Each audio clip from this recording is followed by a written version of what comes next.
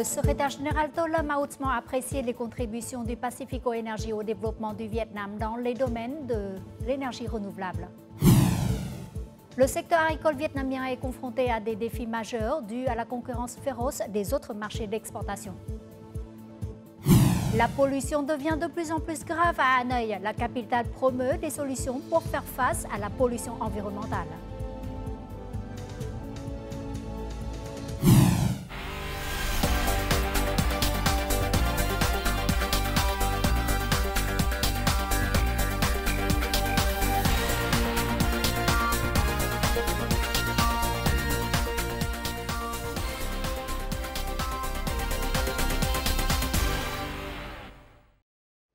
Mesdames et messieurs, bonjour et bienvenue au journal francophone. Le 14 mars, en recevant M. Nate Franklin, fondateur et président du groupe américain Pacifico Energy, le secrétaire général To Lam a hautement apprécié les contributions efficaces du groupe au développement du Vietnam dans le domaine des énergies renouvelables. Le Vietnam continue de créer des conditions favorables, notamment dans des réformes institutionnelles, pour que les investisseurs nationaux et étrangers puissent faire des affaires efficacement au Vietnam et continuera de s'engager à atteindre l'objectif d'atteindre zéro émission nette d'ici 2050. Le secrétaire général a suggéré que le groupe élargisse ses investissements au Vietnam, favorise le transfert de technologies et partage ses expériences avec les partenaires vietnamiens pour améliorer la capacité de développement de l'énergie éolienne et des énergies renouvelables. M. Nate Franklin a exprimé sa conviction que sous la direction et la vision stratégique du secrétaire général To Lam, le Vietnam atteindra ses objectifs de développement fixés.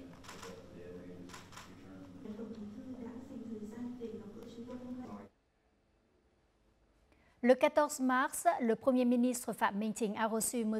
Wouter van Wesch, vice-président exécutif mondial du groupe Airbus. Le Premier ministre a souligné que le Vietnam attache toujours de l'importance à la promotion des relations avec les pays européens, en particulier dans les domaines de l'économie, du commerce et de l'investissement, et apprécie hautement la coopération entre Airbus et le Vietnam au cours des 4 dernières décennies. Le Premier ministre a suggéré qu'Airbus continue d'étendre ses investissements et ses usines de fabrication de composants Airbus au Vietnam, tout en transférant progressivement la technologie, en soutenant la formation de ressources humaines de haute qualité au Vietnam. Le vice-président du groupe Airbus a estimé que le Vietnam jouissait d'une position stratégique et d'un rôle clé en Asie. Airbus souhaite renforcer sa présence au Vietnam, l'un de ses principaux pays cibles dans le monde.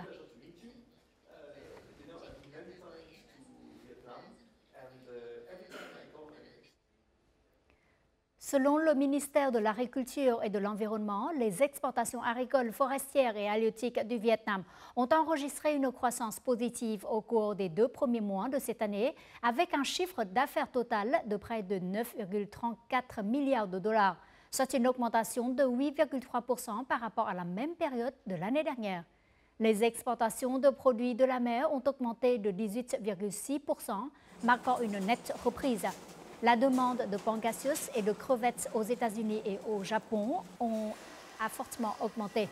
Il s'agit d'un facteur important de croissance. L'Asie reste toutefois le plus grand marché, représentant plus de 42% du chiffre d'affaires total des exportations agricoles, forestières et halieutiques du Vietnam. Outre les signaux positifs, les exportations vers la Chine ont diminué de 4,3%. Et le déclin du marché chinois pose de nombreux défis aux politiques de contrôle de qualité et à la demande d'importation du pays. Malgré sa croissance positive, le secteur agricole vietnamien est confronté à des défis majeurs. Les marchés d'exportation ont durci leur réglementation sur les produits agricoles, obligeant les producteurs, les fabricants et les entreprises à s'adapter. Et dans le même temps, la concurrence croissante de produits similaires dans les pays importateurs rend également les exportations vietnamiennes de plus en plus difficiles. Cette entreprise est l'un des principaux exportateurs de crevettes du Vietnam, avec un chiffre d'affaires annuel de plus de 600 millions de dollars. Elle est confrontée à des défis dus aux évolutions imprévisibles du marché chinois. Les Chinois ont commencé à élever des crevettes en intérieur, ce qui rend la concurrence extrêmement féroce. Vendre des crevettes à la Chine n'est plus rentable. Soit nous atteignons le seuil de rentabilité, soit nous perdons de l'argent. Nous collaborons avec les associations de transformation des produits de la mer, les entreprises et les autorités pour comprendre les tendances du marché et développer des stratégies d'intervention rapides et efficaces. Comme la crevette, l'industrie risicole vietnamienne subit également des revers en raison d'une forte réduction des importations en provenance d'autres pays. Face à l'augmentation de l'offre et à la baisse de la demande, les usines de transformation rencontrent des difficultés. L'Inde a levé son interdiction d'exporter du riz.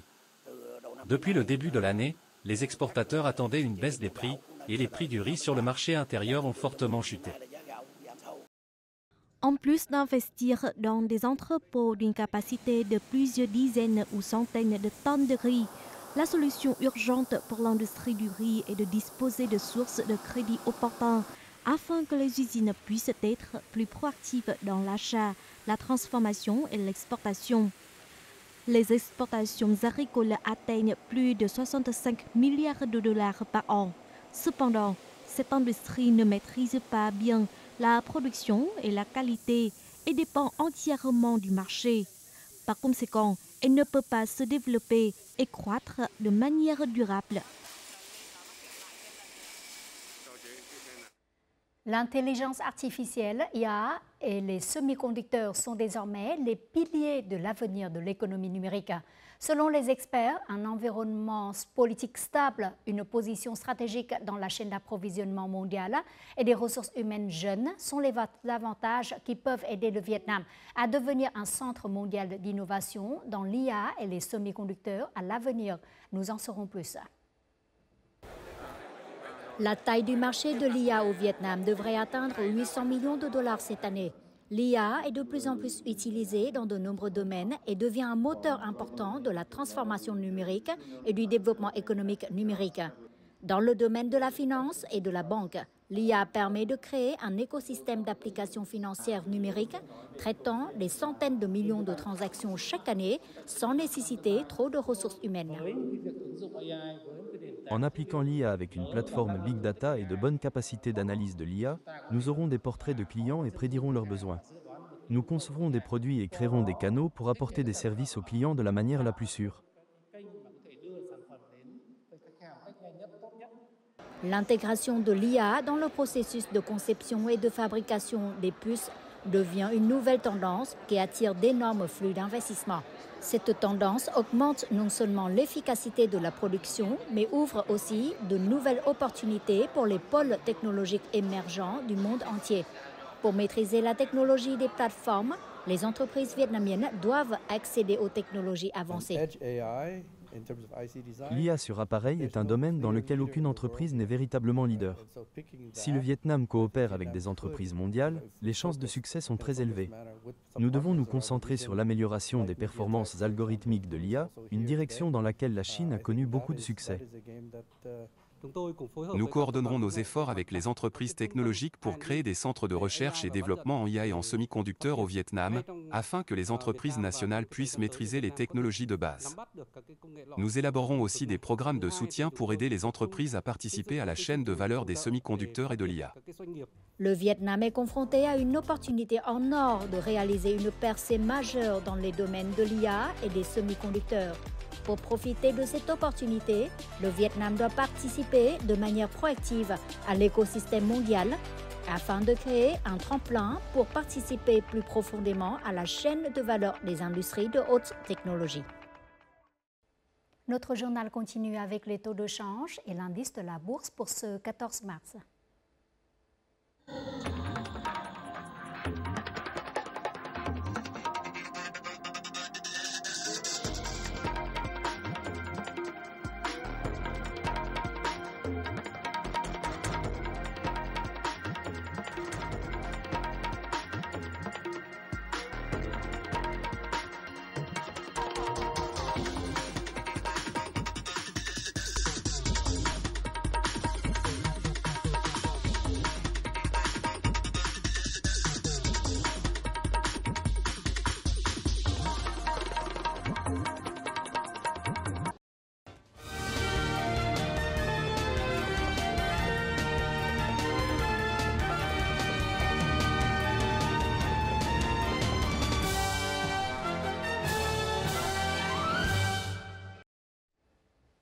Tout de suite, un condensé des faits marquants, résumé en bref et en images.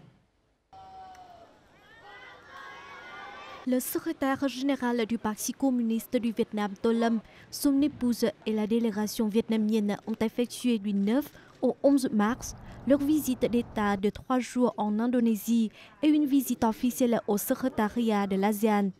Les deux parties ont convenu d'élever les relations entre le Vietnam et l'Indonésie au niveau de partenariat stratégique global.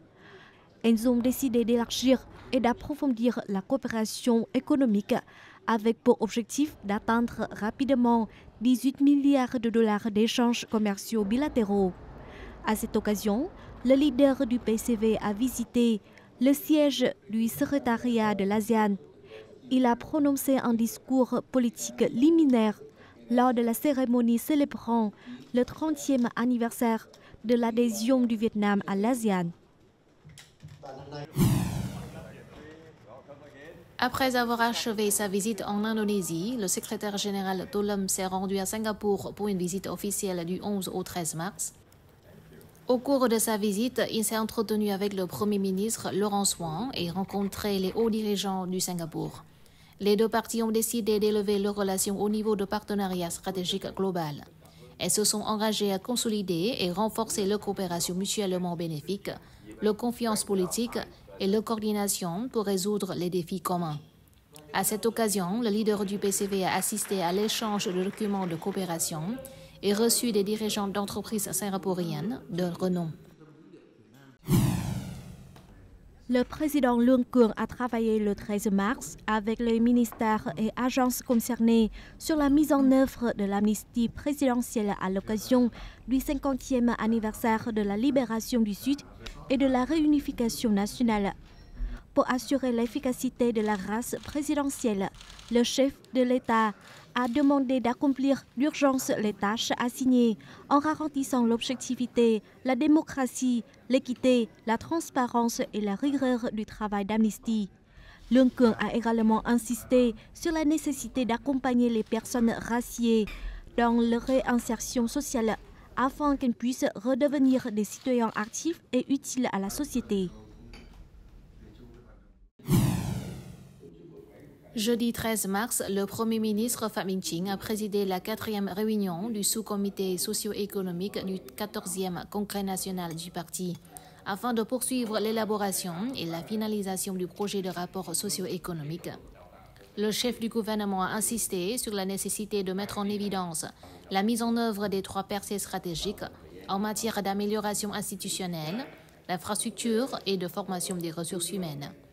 Quant aux mesures et tâches, Phạm Minh Chính a souligné la nécessité de promouvoir les sciences, les technologies, la transformation numérique, le développement du secteur privé, ainsi que de favoriser l'entrepreneuriat et le développement des ressources humaines qualifiées.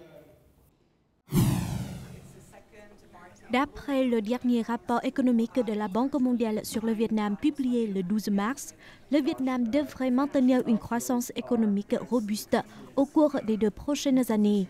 Cette banque prévoit une croissance de l'économie vietnamienne de 6,8% cette année et de 6,5% en 2026. Par ailleurs, les flux d'investissements directs étrangers devraient rester stables avec un montant déboursé d'environ 25 milliards de dollars, témoignant de l'attrait constant du Vietnam pour les investisseurs internationaux. L'augmentation des investissements publics et la reprise accélérée du marché immobilier pourraient stimuler la demande intérieure et atténuer les risques externes. Le 9e festival du café de Buôn Ma Thuột a eu lieu du 9 au 13 mars sur la place du 10 mars de Buôn Ma Thuột, province de Đắk Lắk, placé sous le thème Buôn Ma Thuột, destination du café mondial. Cet événement vise à consolider la position du café vietnamien sur le marché mondial. Il a marqué également le 50e anniversaire de la libération de la ville de Buôn Ma Thuột et de la province de Đắk Lắk. Ce festival comprend plusieurs activités, notamment un concours de création de contenu numérique pour promouvoir le festival en ligne, une foire exposition sur le café et les produits au COP et diverses expériences autour du café. Les autorités provinciales de Quảng Nam ont annoncé le 9 mars une nouvelle route patrimoniale reliant 3 destinations emblématiques, Hoi An, My Son et la Porte du Ciel de Đông Giang. S'étendant sur près de 100 km, la route met en valeur les paysages époustouflants de cette localité, sa riche culture et son hospitalité chaleureuse. Il s'agit d'une activité significative pour la province de Quảng Nam, visant à promouvoir l'image, la culture et le peuple de Quảng Nam auprès des amis et des touristes nationaux et internationaux. La nouvelle route devrait stimuler le tourisme dans l'ouest de Quảng Nam. Hanoï a récemment approuvé une liste de 118 agents de services publics en ligne en phase 2 dans la région, visant à étendre le réseau de soutien en aidant les personnes et les entreprises. Cela contribue également à réduire la pression sur le système de demande de passeport dans les unités de la police municipale. Le 5 février dernier, 32 agences de services publics ont été ouvertes dans 11 arrondissements de Hanoï.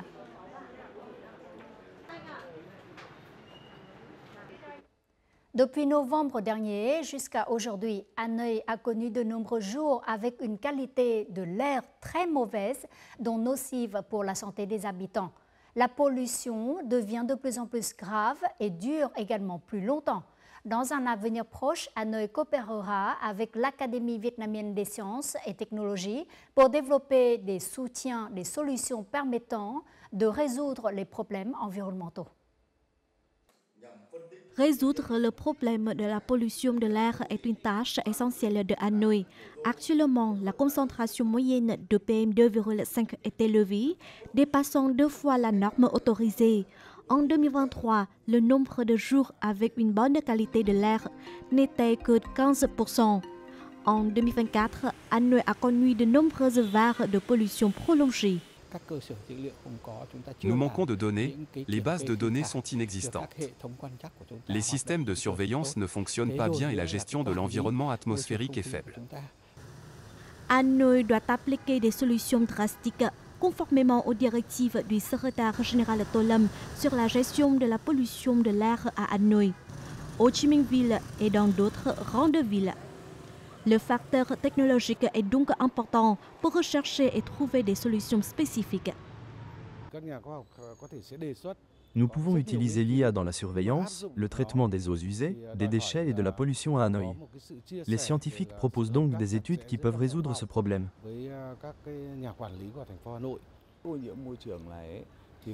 Nous devons résoudre les problèmes environnementaux de nature transrégionale.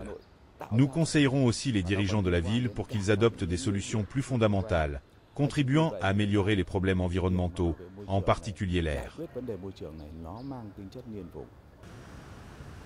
L'une des exigences urgentes et prioritaires pour Hanoï et Ho Chi Minh Ville est de rechercher et d'appliquer plus rapidement et plus tôt des normes d'émission pour les voitures et les motos afin de limiter les véhicules polluants.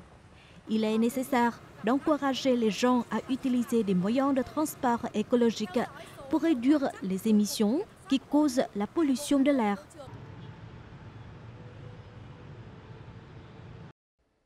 La ville de Da Nang organisera pour la première fois le festival gastronomique de Da Nang 2025. Il se déroulera du 28 mars au 1er avril au parc Bien Dong dans le district de Sơn Trà. Le thème de cette année est la convergence culinaire délicieuse. Lors de l'événement, les visiteurs auront l'occasion de déguster plus de 100 plats célèbres tels que les nouilles quang ou le bún mắm, conçus et décorés dans le style d'un marché de campagne traditionnel. À cette occasion, la ville organisera aussi un concours de chefs et délivrera 5000 passeports culinaires aux habitants et aux touristes, ainsi que des activités liées au programme de relance du tourisme.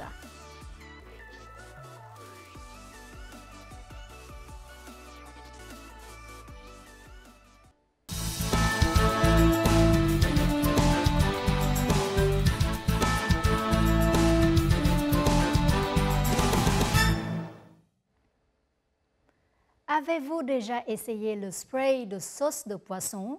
Il s'agit d'un produit unique de l'expert culinaire français Benoît Chagnot.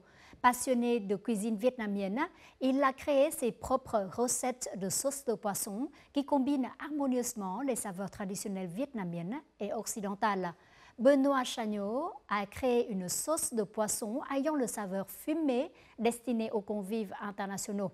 Et explorons tout de suite son parcours de création passionnante avec la sauce de poisson vietnamienne. Je m'appelle Benoît, je suis journaliste, globetrotter et passionné de gastronomie. Benoît Chagnot est un critique et animateur de télévision français. Il est tombé amoureux du Vietnam après un voyage professionnel, en particulier de son incroyable cuisine. Après sa première visite en 2010, il a parcouru le pays du nord au sud, découvrant diverses saveurs locales.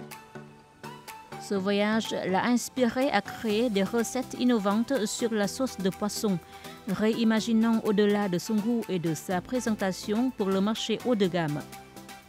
Grâce à sa marque Ban Fish Sauce, Benoît a développé des variétés distinctives de sauce de poisson, aidant les convives internationaux à mieux découvrir la cuisine vietnamienne.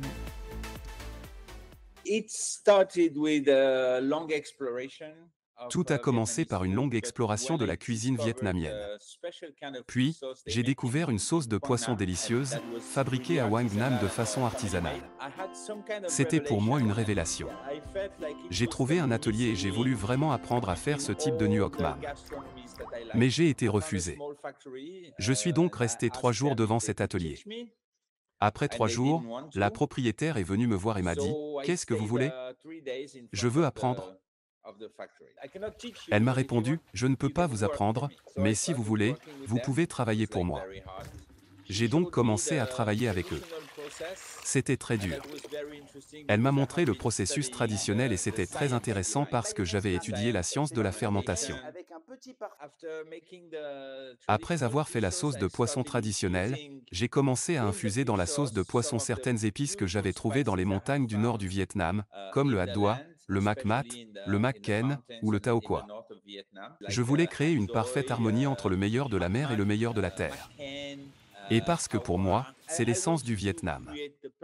Je me souviens que j'ai mis des épices dans une bouteille de nuoc mam. J'ai oublié cette bouteille sous un évier. Quelques mois plus tard, quand j'ai ouvert la bouteille, c'était fumé, poissonneux, délicat. J'ai tout de suite aimé. Après cela, j'avais besoin d'une confirmation. Je suis donc allé voir beaucoup de chefs vietnamiens et étrangers, et je leur ai demandé d'essayer mon nuoc mam. Leur appréciation a été un cadeau pour moi. Bien que Benoît Chagnot se soit rendu au Vietnam à de nombreuses reprises, c'est lors de son séjour inattendu pendant la pandémie de Covid-19 qu'il s'est profondément immergé dans la culture et la cuisine du Vietnam. Cela lui a permis de découvrir la véritable valeur de la sauce de poisson vietnamienne. Poussé par sa passion, il a mobilisé des capitaux pour promouvoir le nuoc mam vietnamien sur la carte culinaire mondiale. Récemment, en 2024, il a ouvert Mam House, un restaurant où les convives peuvent savourer des plats vietnamiens et participer à ses ateliers sur la sauce de poisson, une façon unique de faire découvrir le riche patrimoine culinaire du Vietnam. Elle s'appelle Mam House, bien sûr, parce que c'est la maison du nuoc mam. J'ai d'abord réalisé qu'à Hoa An, qui est une ville très touristique, il n'y avait rien de tel. Il y a des cafés, des chocolateries, des salons de thé, mais aucune expérience de nuoc mam et de sauce de poisson n'est proposée aux touristes. J'organise donc des ateliers dans lesquels je montre comment le nuoc mam est fabriqué. J'ai donc créé une usine miniature pour montrer aux gens le processus de fabrication du nuoc. Ensuite, je montre comment il est consommé au Vietnam. Tous les plats cuisinés au restaurant sont faits avec du nuoc mam. Des plats marinés, glacés, cuits à la vapeur, assaisonnés de toutes les façons. Le premier jour où je suis venu à Hanoï, je me suis senti comme chez moi. J'ai été immédiatement émerveillé par les sons, les odeurs, tout. Et j'ai eu la chance de rencontrer les gens incroyables qui m'ont fait découvrir la ville, la nourriture. Et ils ont eu la gentillesse de répondre à mes questions. Ils ont été les meilleurs guides qui soient. Ils ont été les meilleurs guides qui soient. Et chaque fois que je venais ici pour enseigner, je restais plus longtemps pour découvrir le pays, pour le visiter, pour le comprendre et surtout à travers la nourriture, car c'est ainsi que je voyage. Dans le temps à venir, Benoît envisage de développer ses 2 marques de nước mắm non seulement au Vietnam, mais aussi à l'étranger. Il espère que les exportations augmenteront vers des marchés potentiels comme la République de Corée, le Japon et les pays d'Asie du Sud-Est. En fin du journal, découvrons tout de suite les prévisions météo dans les principales villes du Vietnam pour demain.